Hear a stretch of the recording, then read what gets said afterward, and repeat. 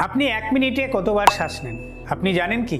আপনি কি জানেন আপনি যতবার বেশি শ্বাস নিচ্ছেন তত আপনার আয়ু কমে যাচ্ছে? দেখবেন একটা কুকুর মিনিটে 28 থেকে 30 বার বা 35 বার শ্বাস প্রশ্বাস নিচ্ছে, সে 10-12 বছর বাঁচে। আর আপনি, আমি মানুষ, আমরা মিনিটে 15-16 বার শ্বাস নিচ্ছি, আমাদের আয়ু হচ্ছে 80 থেকে 100 বছর। আপনারা কি ভাববেন না? আমরা জানি শ্বাসের ব্যায়াম বা প্রাণায়াম মানেই নিঃশ্বাস নেওয়া আর নিঃশ্বাস ছাড়া, অক্সিজেন নেওয়া আর কার্বন ডাইঅক্সাইড ছড়া। আমরা জানি নিঃশ্বাস প্রশ্বাসে অক্সিজেন ভিতরে যায় আর কার্বন ডাইঅক্সাইড বেরিয়ে আসে। তারপরে কি হয়? কেন প্রাণায়াম করবেন?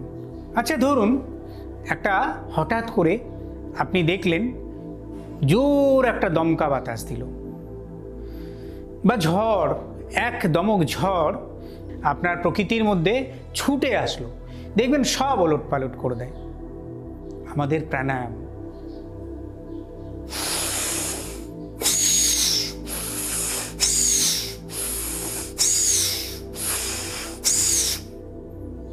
আমাদের ইন্টারনাল অর্গান, আমাদের ভিতরের সব কিছুকে ওলটপালট করে দিল।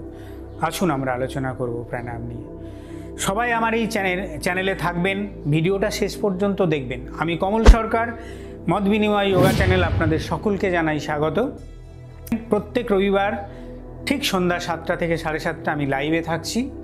আমি ব্যক্তিগতভাবেও খুব উৎসুক হয়ে আছি ডাইরেক্ট কমিউনিকেট করার জন্য। আপনারা আমার লাইভে আসবেন, প্রশ্ন নিয়ে আসবেন, আমরা আলোচনার মাধ্যমে আমরা এগিয়ে যাব। আপনারা কি জানেন আপনি যে শ্বাসটা নিচ্ছেন, শ্বাসটা ভিতরে যাওয়ার পরে যখন ফ্র্যাকশন অফ সেকেন্ডে শ্বাসটা বেরিয়ে আসে, তখন হাওয়াটা কুল এয়ার যাচ্ছে, বাইরে গরম হাওয়া বেরিয়ে আসছে। কি আছে ভিতরে? ফ্র্যাকশন অফ সেকেন্ডে শ্বাসটা গরম কি করে হয়ে গেল? আপনি এই যে প্রাণায়ামে যে এত জোরে জোরে শ্বাস নিলেন এবং ছাড়লেন, একদমকা ঝোড়ো হাওয়া আপনার শরীরে গেল। আপনি শ্বাসটাকে বন্ধ করে রাখুন, কতক্ষণ বাঁচবেন? 3 মিনিট। আপনার যদি আরও স্ট্যামিনা থাকে 5 মিনিট।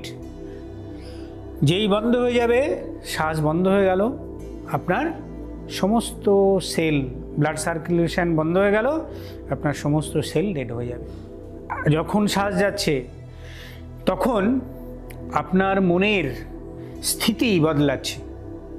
আপনি এই আঙুলটাকে একটা রাবার রিং নিয়ে, গার্ডার নিয়ে বেঁধে দিন 10 মিনিট। এরপরে এখানে ছুঁচ ফোটালেও আপনি কোনো সেন্সেশন পাবেন না, অবশ হয়ে যাবে। আর 24 ঘন্টা বাদে এটা ডেড হয়ে যাবে, মৃত হয়ে যাবে।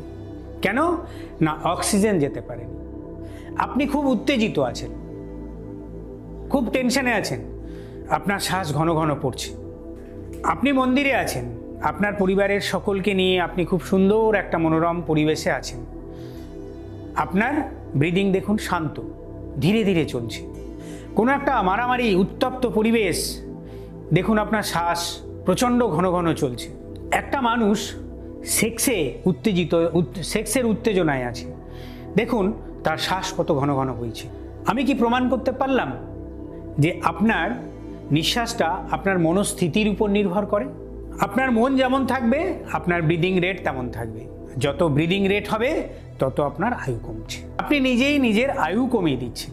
আমি এটা একটা সিরিজ করছি, ভালো লাগলে লাইক করবেন, শেয়ার বেশি বেশি করবেন এবং সাবস্ক্রাইব বাটনটা ক্লিক করতে ভুলবেন না। কারণ আমি সবসময় অত্যন্ত বিনম্রতার সাথে আপনাদের কাছে আবেদন রাখি, এটাই আমার পারিশ্রমিক। সকলে বলে যে আপনি যদি ক্রোধ করেন, হিংসা করেন, তাহলে আপনার নিজের ক্ষতি হয়। কিন্তু কি করে হয় সেটা কিন্তু বোঝায় না। আপনি যখন ক্রোধী হয়ে যান, যখন আপনি কারো হিংসা করেন, প্রতিনিয়ত আপনার মধ্যে যদি একটা মানসিক অস্থিরতা তৈরি হয়, আপনার শ্বাস প্রশ্বাসের গতি বেড়ে যায় এবং আপনার শ্বাস প্রশ্বাসের গতি বাড়ার সাথে সাথে তিল তিল করে আপনার আয়ু কিন্তু কমতে থাকে।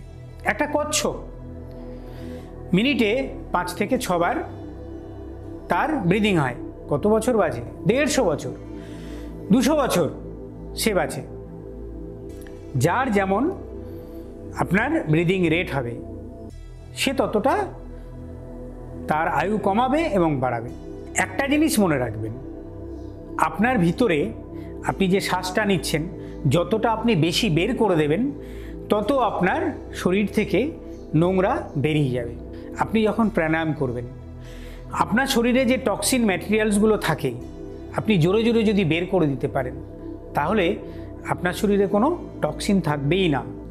যেটা বলছিলাম, এই আঙুলটা বেঁধে এই জায়গাটা যেমন অবশ হয়ে গেছিল, আপনার শরীরের প্রত্যেকটি কোষ যদি সজীব না হয়, ঝোড়ো হাওয়ায় সমস্ত জায়গায় যদি বিশুদ্ধ রক্ত আপনি না দিতে পারেন তাহলে আপনি অর্ধমৃত, আপনি বেঁচে থেকেও মৃত। আমি বারবার বলবো প্রাণায়াম করুন। দেখুন আমি করছি।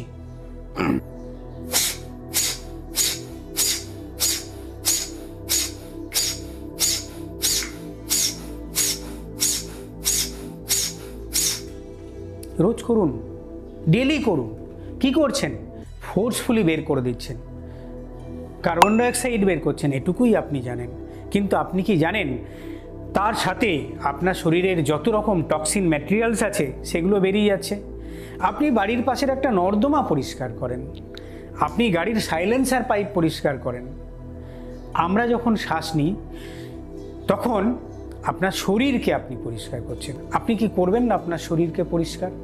আপনি কি চান না আপনার শরীরের সার্ভিসিং হোক, আপনার জীবনটা লম্বা হোক? কেন ক্রোধ করবেন?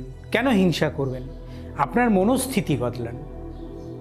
মনস্থিতি বদলালেই আপনার দেখবেন ব্রিদিং রেট পরিবর্তন হবে।